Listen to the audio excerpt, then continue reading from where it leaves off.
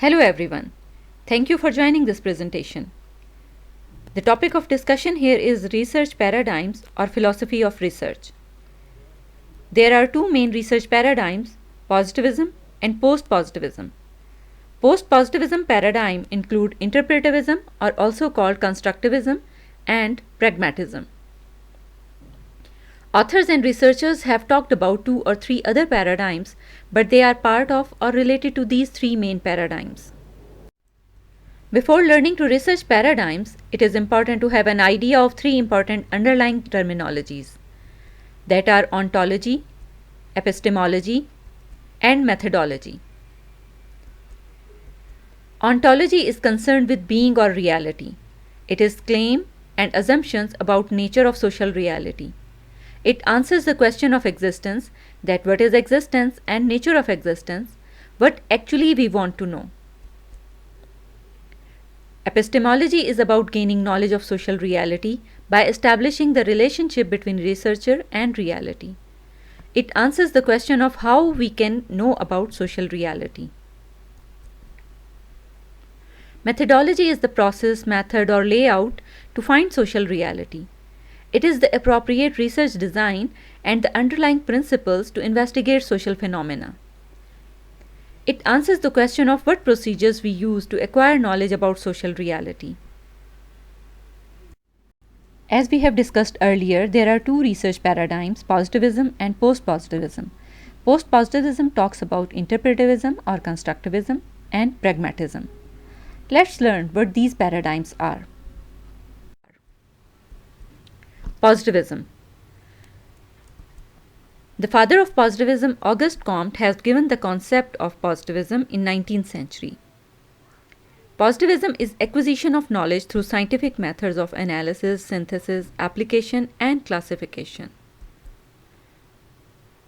Positivism is attributed to scientific truth, experimentation, facts, objectivity, and quantitative methodology. It supports philosophy of strict empiricism by exploring real situation for the purpose of prediction and formulation of general laws.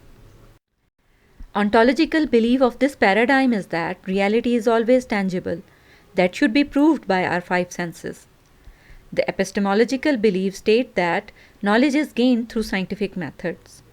Investigator and investigated are independent of each other and with his or her instrument. It means that researchers do not influence the reality and vice versa. The methodology of positivism is quantitative research design.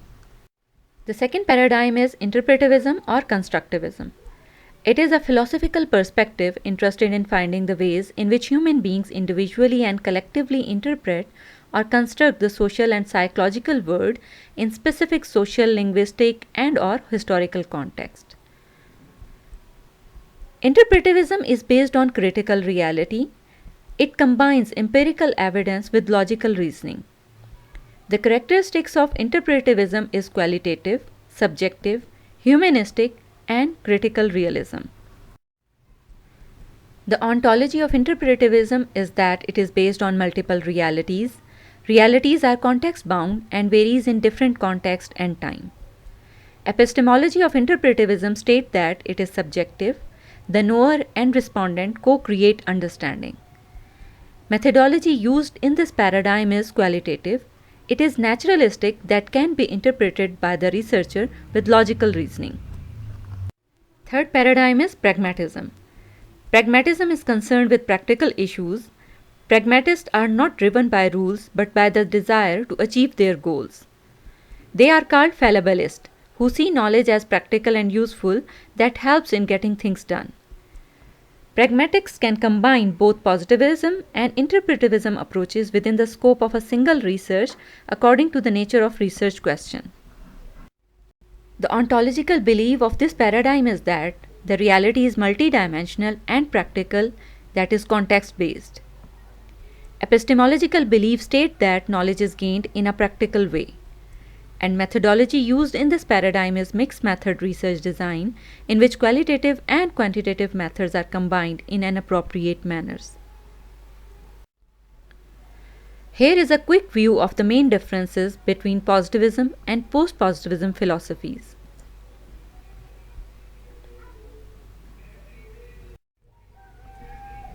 I hope this video enhanced your knowledge on the topic.